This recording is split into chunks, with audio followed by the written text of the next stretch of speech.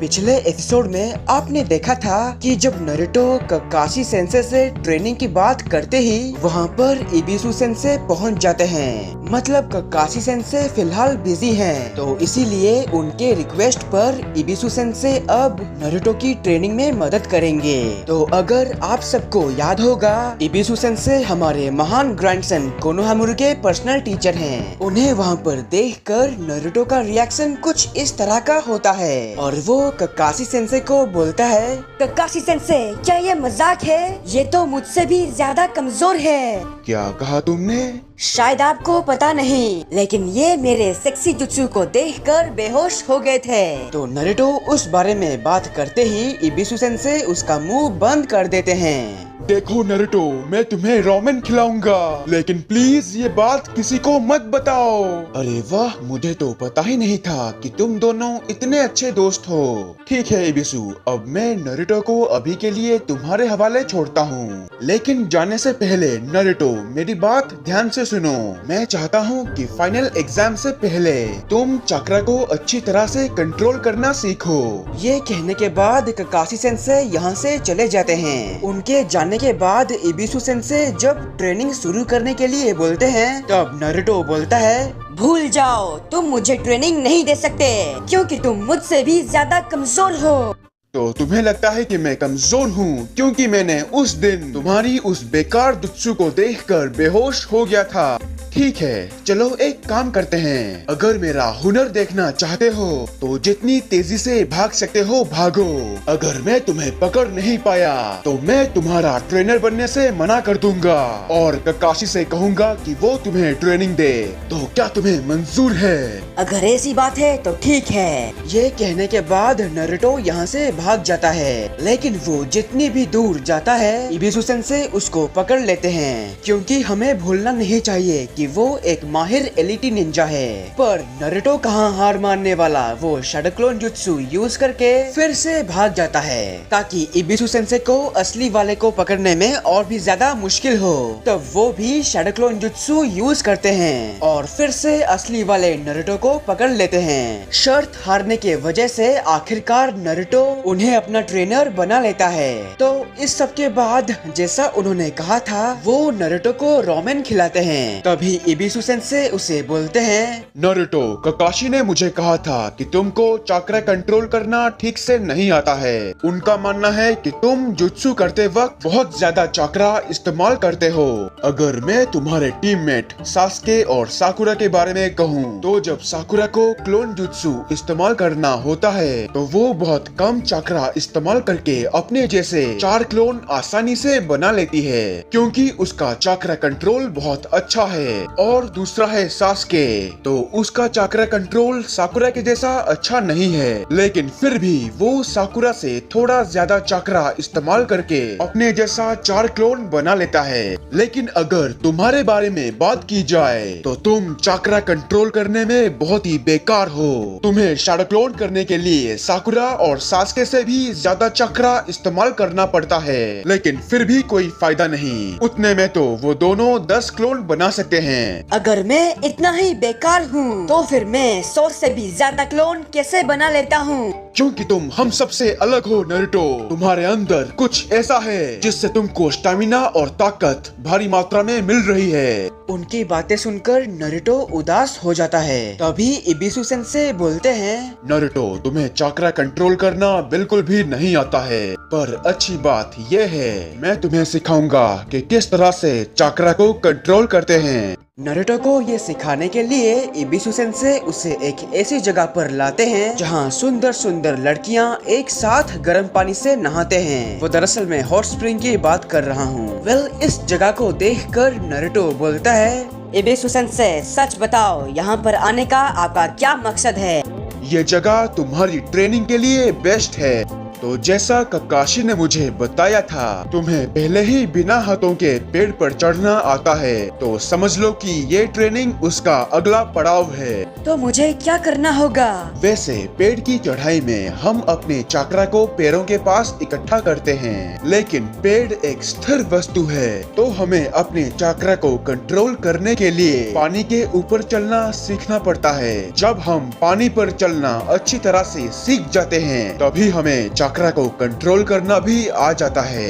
Naruto को अच्छे से समझाने के लिए वो उसे एक डेमो करके दिखाते हैं, और जब वो इबिसु सेंसे को पानी के ऊपर आसानी से खड़े होते हुए देखता है, तो वो सच में उनसे इम्प्रेस हो जाता है। उसके बाद उन्हें देखकर नारुतो अपने चाकरा को फोकस करके पानी के तरफ बढ़ता है, पर वो जितनी बार पानी पर चलने की कोशिश करता है, वो हमेशा एक स्टेप में ही पानी के अंदर गिर जाता है। फिर नारुतो इसे बार बार प्रैक्टिस करता है। इस वजह से वो पानी के ऊपर थोड़े समय के लिए खड़ा होना सीख जाता है। इबिसु सेंसे नारुतो की ना हारने वाली कोशिश को देखकर वो समझ जाते हैं कि आखिर क्यों कोनोहामारू हमेशा नारुतो को अपना इंस्पिरेशन मानता है और उसी की तरह बनना चाहता है। इबिसु सेंसे के दिल में नारुतो के प्रति पहले जो नफरत थी, उस नफरत को आज वो हमेशा के लिए मिटा देते हैं। उसके कुछ समय बाद इबिसु सेंसे की नजर एक बूढ़े आदमी के ऊपर पड़ती है, जो लड़कियों को नहाते हुए छिपकर देख रहा है। वो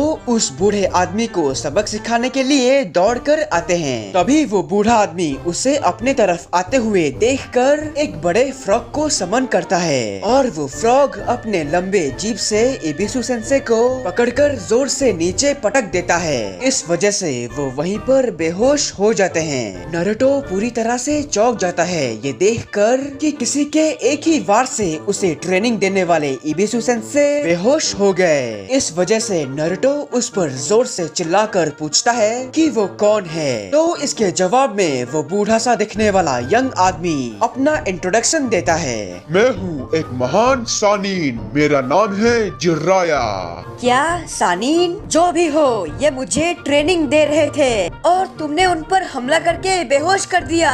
देखो लड़के, उसने मेरे रिसर्च में टांग अड़ाई, इसीलिए मैंने ऐसा किया। क्या कहा? तुम्हारी रिसर्च? बिल्कुल, दरअसल मैं इस किताब का राइटर हूँ। हे रुको, ये किताब तो ककाशी सेंसे रोज पढ़ते हैं। क्या इसे तुमने लिखा है? तो तुम इस किताब के बारे में जानते हो? अरे वाह, मुझे तो पता ही नहीं था कि मैं इतना फेमस हूँ। लड़के, अब तुम यहाँ से जा सकते हो, मुझे मेरे रिसर्च पर काम करनी है। नहाते हुए लड़कियों को चिपकर देखना, तो क्या इसे तुम रिसर्च कहते हो? लड़की सानिन? वेल, नारुतो इस बात को चिल्लाकर बोलते ही अंदर नहा रही लड़कियां सुन लेती है, और इसीलिए वो सभी भाग जाते हैं। तो उन सब के भाग जाने के वजह से जिराया को नारुतो के ऊपर बहुत ज्यादा गुस्सा आता है। देखो लड़के, ये तुमने क्या कर दिया? अब मैं रिसर्च कैसे करूँगा? वो सब छोड़ो, ये बताओ कि मेरी ट्रेनिंग का क्या होगा? ट्रेनिंग? तुम्हारा मतलब पानी पे चलना, जिसमें अभी तुमको दिक्कत आ रही थी। क्या तुम्हें वो करना आता है? तो फिर ठीक है, अब तुम मुझे सिखाओगे कि कैसे पानी पर चलते हैं। अब से तुम मुझे ट्रेनिंग दोगे। भूल जाओ लड़के, ऐसा कभी नहीं होने वाला। उसके ये बोलते ही वहाँ पर अचानक से तूफान जैसी हवा आती है, और नारुतो का ध्यान भटकते ही वो वहाँ से भाग जाता है। यहाँ पर अभी जो कुछ भी हुआ, नारुतो समझ जाता है कि ये बंदा सच में बहुत ताकतवर है। फिर वो उसे पूरे विलेज में ढूंढता है। कुछ समय बाद वो जिराया को एक रेस्टोरेंट के पास देखता है, तो नारुतो उसके पास आकर बोलता है, हे लड़की सानिन, तुम इस तरह से भाग नहीं सकते। तुम्हें मुझे ट्रेनिंग देनी ही होगी, नहीं तो मैं तुम्हारा पीछा नहीं छोड़ने वाला। बस बहुत हो गया, तुम्हारी वजह से मैं रिसर्च नहीं कर पाया। अगर तुम चाहते हो कि मैं तुम्हें ट्रेनिंग दूं, तो मुझे एक सुंदर सी लड़की लाके दो, ताकि मैं अपने रिसर्च पे काम कर सकूं। अच्छा, तो तुम्हें एक लड़की चाहिए, तो पहले क्यों नहीं बताया? तभी नारुतो उसे लड़की दिखाने के लिए अपना पुराना वाला सेक्सी जुत्सु इस्तेमाल करता है। जिराया उसके ऐसे रूप को देखकर उसकी आंखें और मुंह खुली की खुली रह जाती है, और खुशी के मारे नारुतो को ट्रेनिंग देने के लिए राजी हो जाता है। तो ट्रेनिंग करने के लिए वो दोनों जंगल के अंदर एक नदी के पास पहुंचते हैं। तभी जिराया उसे बोलता है कि अपने चक्रा के ऊपर फोकस करके पानी के ऊपर चलने की कोशिश करे। तो जैसा उन्होंने कहा नारुतो ठीक वैसा ही करता है, लेकिन पानी पर कुछ स्टेप चलने के बाद वो फिर से गिर जाता है। जिराया जान जाते हैं कि क्यों नारुतो अपने चक्रा को कंट्रोल नहीं कर पा रहा। वो उसे फिर से अपने पास बुलाकर एक और बार चक्रा पर फोकस करने के लिए बोलते हैं। तो नारुतो अपने गीले हो चुके कपड़ों को उतार के अपने चक्रा पर फिर से फोकस करता है। तो उसके ये करने के वजह से नाइन टेल को सील किया हुआ जुत्सु अच्छी तरह से दिखाई देने लगती है। और सबसे कमाल की बात, जिराया पहले से ही जानता है कि नारुतो ही वही है जिसके अंदर फोर्थ होकागे ने 12 साल पहले नाइन टेल को सील किया था। लेकिन उन्हें इसमें एक और चीज देखकर बहुत अजीब लगता है। वो देखते हैं कि नाइन टेल सीलिंग जुत्सु के ऊपर एक और सीलिंग जुत्सु है और ये सीलिंग जुत्सु नाइन टेल की चक्रा को बाहर आने से रोकता है। इसी जुत्सु के वजह से नारुतो को चक्रा कंट्रोल करने में दिक्कत हो रही है। जिराया समझ जाते हैं कि ये काम ओरोचिमारू का ही है। तो वो नारुतो के इस सील को रिलीज करने के लिए 5 प्रॉन्ग सील रिलीज जुत्सु करते हैं। जिराया सेंसे सबसे पहले नारुतो को अपने दोनों हाथ ऊपर करने के लिए बोलते हैं। तो नारुतो के ये करते ही वो अपने उसी हाथ को उसके पेट पे जोर से लगाकर उस सीलिंग जुत्सु को रिलीज कर देते हैं। फिर जिराया एक और बार पानी पर चलने के लिए नारुतो को बोलते हैं और इस बार वो बिना किसी दिक्कत के पानी पर आसानी से चल पाता है। तो जिराया के उस रिलीजिंग जुत्सु से नारुतो फाइनली अपने चक्रा को कंट्रोल कर पा रहा है। तभी जिराया मतलब जिराया सेंसे उसे बोलते हैं, लड़के आज के लिए इतना काफी है, लेकिन कल तुम तैयार रहना क्योंकि कल मैं तुम्हें एक नया जुत्सु सिखाने वाला हूँ।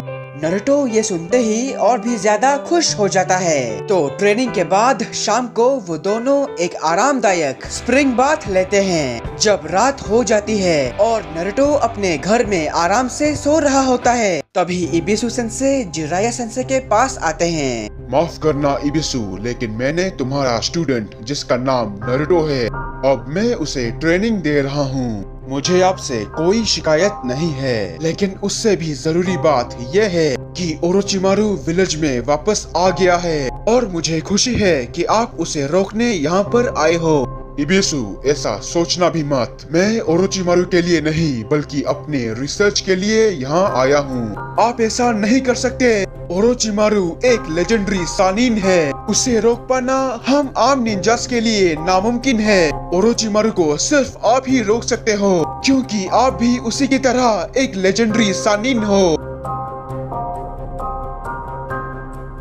और यहीं पर इस वीडियो की एक्सप्लेनेशन खत्म होती है। अगर आपको मेरा वीडियो पसंद आया तो प्लीज इसे लाइक और कमेंट कीजिए। और अगर आप मेरे चैनल पर नए हो तो प्लीज इसको सब्सक्राइब करने के साथ उस बेल आइकॉन को भी दबा देना। मेरा वीडियो देखने के लिए आपका शुक्रिया। तब तक के लिए खुश रहना। मैं मिलूंगा आपसे अगले वीडियो में।